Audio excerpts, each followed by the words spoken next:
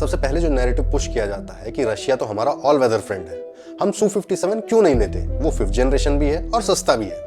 ये आर्गुमेंट सुनने में बहुत अच्छा लगता है, लेकिन जो ग्राउंड रियलिटी है दोस्तों वो बहुत अलग है। देखो, कड़वा सच ये है कि रशिया आज वो रशिया नहीं है जो 10 साल पहले था। यूक्रेन वॉर की वजह से रशियन मिलिट्री इंडस्ट्रियल कॉम्प्लेक्स की कमर टूट चुकी है। जो देश अपने खुद के लिए टैंक्स और जेट्स टाइम पर प्रोड्यूस नहीं कर पा रहा है, वो इंडिया के लिए 114 जेट्स की गारंटी कैसे देगा? उसकी सर्विस जो 40 साल तक सर्विस होनी है वो कैसे करेगा? Su-57 को 5th जनरेशन फाइटर जेट भी कहा जाता है, लेकिन जो ग्लोबल एविएशन एक्सपर्ट्स हैं वो इसे 4++ मानते हैं।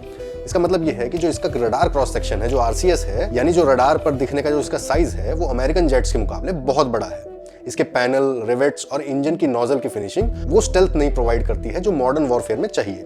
ये स्टेल्थ कम और मार्केटिंग ज्यादा है। और एक और बड़ा रीजन है कि सालों से रशिया वादा कर रहा है नए इसडेलिया 30 इंजन का, लेकिन आज भी Su-57 पुराने इंजन पर उड़ रहे हैं। इंडिया ने FGFA प्रोग्राम जो Su-57 पर बेस्ड था इसलिए ही लीव किया था क्योंकि रशियन टेक्नोलॉजी शेयर नहीं कर रहे थे और प्रोडक्ट डिलीवर नहीं हो रहा था। एक और बड़ा रीजन है जो Su-57 को हमें अवॉइड करना चाहिए, वो है कि जो Su-30 MKI हमारे पास जो फ्लीट है उसमें आज भी स्पेयर्स की बहुत भारी कमी है। इस कमी का कारण है सैंक्शंस जो वेस्ट ने लगाए हुए हैं। तो क्या हम अगले 40 साल तक अपनी पूरी एयर फोर्स को ऐसे रिस्क पर डाल सकते हैं? आप इमेजिन कीजिए एक ऐसा सिनेरियो जब एक वॉर शुरू होता है और रशिया ने कहा कि सॉरी, हम चिप्स नहीं प्रोवाइड कर पाएंगे आपको। तो क्या हमारे जेट्स जमीन पर खड़े रहेंगे? एक और बहुत बड़ा जो रीजन है वो ये है कि अगर हमने गलती से भी रशिया से इस समय कोई इंपोर्ट किया, कोई वेपन खरीदने की कोशिश की, तो जो अमेरिका है वो हमारे ऊपर 500% तक टैरिफ्स लगा सकता है। Buying Russian right now is a strategic suicide.